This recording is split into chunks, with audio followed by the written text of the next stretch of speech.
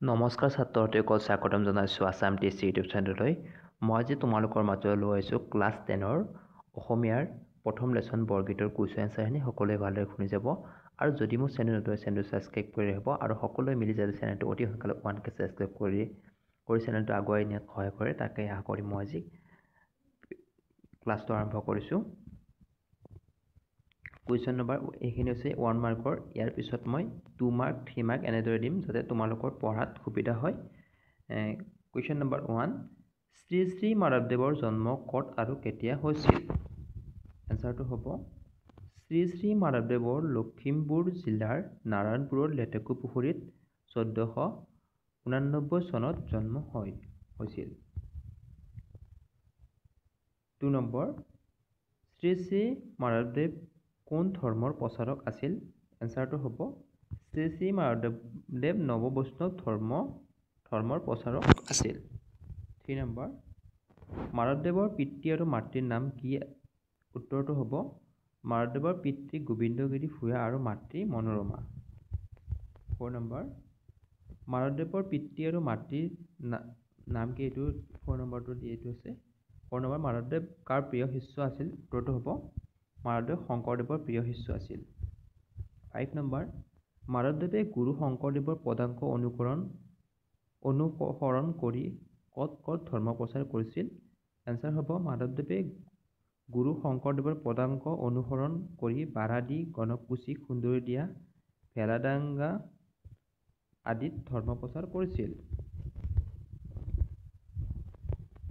6 number, মাধৱদেৱৰ সাহিত্য জীৱনৰ কীৰ্তিস্তম্ভ কি? এনচাৰ হ'ব মাধৱদেৱৰ সাহিত্য জীৱনৰ কীৰ্তিস্তম্ভ হ'ল নামঘোষা। 7 নম্বৰ, নামঘোষাৰ অন্য এটা নাম কি? এনচাৰ হ'ব নামঘোষাৰ অন্য এটা নাম হ'ল হেজাৰী ঘোষা। 8 নম্বৰ, নামঘোষাখনক কিয় হেজাৰী ঘোষা বোলা হয়? এনচাৰ হ'ব নামঘোষাখনত 1000টা ঘোষা থকা বাবে এইখনক হেজাৰী ঘোষা বোলা হয়।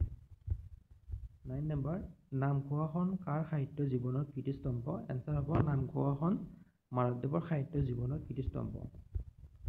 10 নম্বৰ, মাধৱদেৱৰ দুখন আখ্যানমূলক ৰচনাৰ নাম লিখা। উত্তৰ হ'ব মাধৱদেৱৰ দুখন আখ্যানমূলক ৰচনা হ'ল ৰাজকীয় কাব্য, আদিকান্ত, ৰামায়ণ। মাধৱদেৱৰ দুখন তত্ত্বমূলক ৰচনাৰ নাম।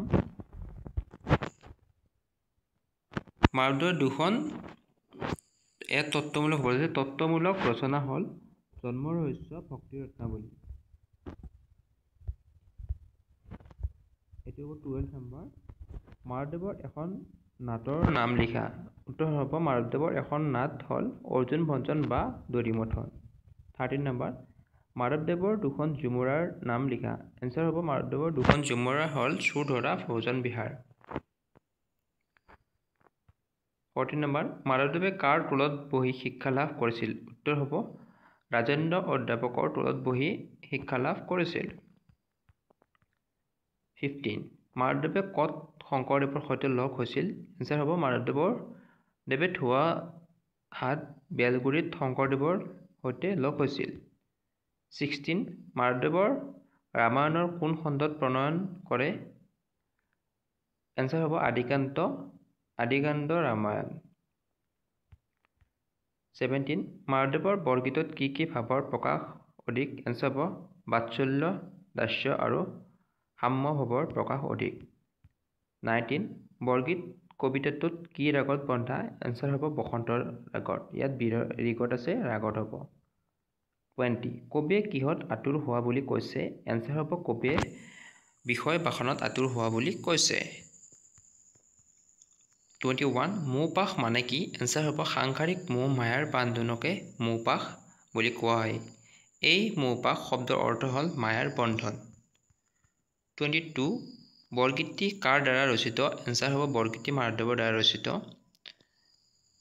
23, মাধৱদেৱৰ দ্বাৰা ৰচিত বৰগীত কি ভাৱত প্ৰকাশ পাইছে? এনচাৰ হ'ব মাধৱদেৱৰ দ্বাৰা ৰচিত বৰগীতটি মাধৱদেৱৰ দাস্য, ভক্তিৰ উৎকৃষ্ট ভাৱৰ প্ৰকাশ পাইছে। 24, ভক্তৰ বাবে পৰম ধন কি? এনচাৰ হ'ব ভক্তৰ বাবে পৰম ধন হ'ল হৰিৰ চৰণ। 25, মহাপুৰুষ শংকৰদেৱে কিমান বৰগীত ৰচনা কৰিছিল? এনচাৰ হ'ব মহাপুৰুষ শংকৰদেৱে 12 কুৰি বৰগীত ৰচনা কৰিছিল। 26 মাৰাদুৱাৰ মুঠ কিমান বৰগীত ৰচনা কৰা বুলি পণ্ডিতসকলে ঠাৱৰ কৰিছিল? এনচাৰ হ'ব 9 কুৰি 11টা বা 191টা। 27 মাধৱদেৱৰ বৰগীতসমূহ ঘাইকৈ কৃষ্ণৰ কোনটো চৰিত্ৰত পৰিস্ফুট? এনচাৰ হ'ব মাধৱদেৱৰ বৰগীতসমূহ ঘাইকৈ কৃষ্ণৰ লীলাৰ বিষয়ত পৰিস্ফুট। আজি এইখিনিয়ে। ইয়াৰ পিছত মই বাকী 2 মাৰ্ক 3 মাৰ্ক সকলোৱে দি যাম। সকলোৱে ভালকৈ পঢ়িব আৰু এইখিনি প্ৰায় কমন কুৱেশ্যন হয়। সকলোৱে চেনেলটো আগুৱাই নিব যাতে আগলৈ এনেকুৱা ধৰণৰ ক্লাছবোৰ পাই থাকে তাৰ আশা কৰি ইমানতে সমাপ্ত কৰিছোঁ। নমস্কাৰ।